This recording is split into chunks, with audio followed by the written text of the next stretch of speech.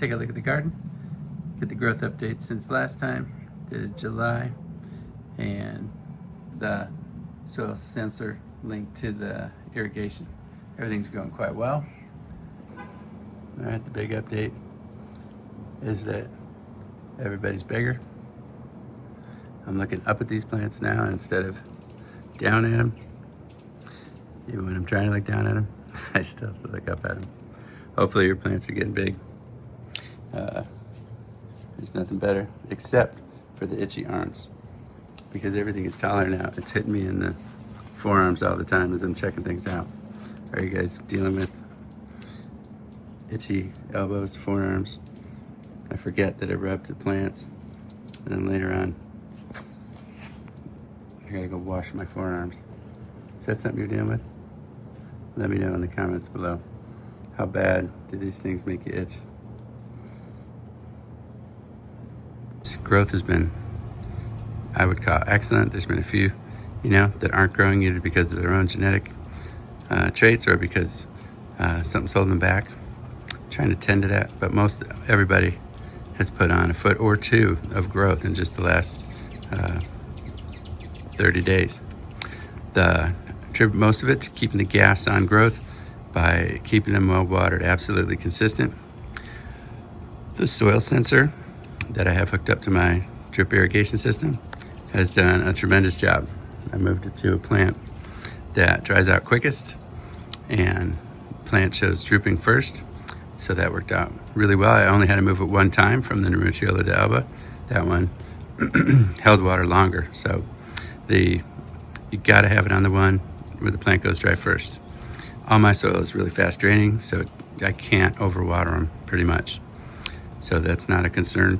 But the making sure they don't get underwatered at any time has been great. Everybody's grown very well. Hats off to everyone who says consistent watering is the key to good growth. That has worked out tremendously well. The nuts and bolts of the automatic watering system are great. I can just sit back and let it do its thing. I've only had one day where I had any drooping. Reason being, it did not get dry enough by morning before a very hot day where it's over 100. So the plants go into what's going to be a very hot day, and they were just about to be watered.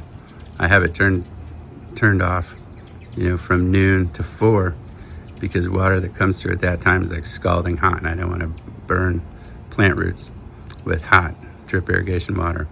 It's quite that hot, so it missed it. So there was a little bit of drooping till 4 o'clock, and then as soon as the system it started watering right about 4, and everybody perked right back up. So aside from that was the only time in 30 days that they were not spending the growth day in perfect watering conditions.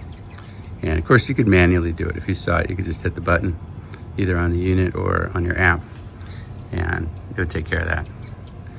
On that day, I wanted to see how it worked. Let them suffer a little bit. Just a slight drooping on 2 plants, and everyone else, looks like everybody looks the same, right? They looked the same last time. There's nothing really exciting as you look around the garden here, because everything's the same. It's just 2 feet taller. So good luck to you. Gotta highly recommend it. The one big tip is have the same soil in all your plants, pots, trees. That makes it a lot easier. Then everyone's draining at the same rate. That would make this automatic drip irrigation system based on a soil sensor work best. I have to accommodate 2 different kinds of soil. So some would never be the first ones to dry out because they hold water better. The ones with my home mix, it's super fast draining, so they dry out. Those are always going to be the first plants to dry out because the soil itself won't hold as much water to begin with. Single liter method is, again, what I do here. Everything is a single liter. You can gaze across the background. All the ones in this front row closest to me all have broomstick thickness faces already. They look the Col de Dame Noir. I'm 6'1", decent sized hands. That's a good solid chunk. That's a great start for next year. It's going to provide more nutrients to next year's trees. And even on the smaller ones, you can see they're doing well. They're going to be as healthy and thick, being able to support a big tree next year. You get to taste a few figs. Again, I haven't tasted a single one. None of these are even swelling. All my first year figs, I got figs on, but nobody is swollen up yet. So I can't eat anything. Can't wait to try it. Are you guys eating your figs? Hope so. Put on some fly paper everywhere. And why did I do that? Well, California's got the black fig fly, and sadly, at the time of this video, just today, I confirmed I had my first drop fig that was due to the black fig fly. That's why you see all the bags between last video and now.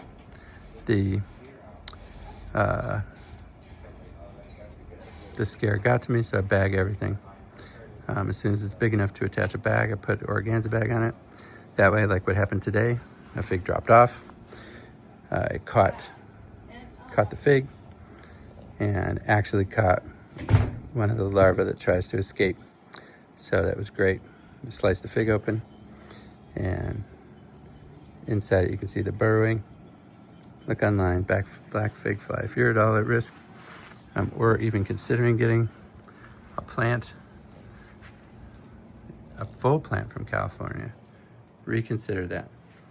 What happens is the larvae fall out of the fig, they jump out, they go down into the soil, right? And they then pupate in there, become a fly, and then escape. Mine are all bagged, so anybody that drops, it got stuck in the bag. So very excited. I'll throw in a couple pictures of that so you can see. Highly recommended anybody in California bag as many figs of yours as you can, because if it does drop due to the black fig fly, you trap them, and then you're able to put the whole thing, put it in a big Ziploc, freeze it, and make sure that those larvae are dead so that we don't continue growing their numbers. Make sense? I'll put in a couple videos.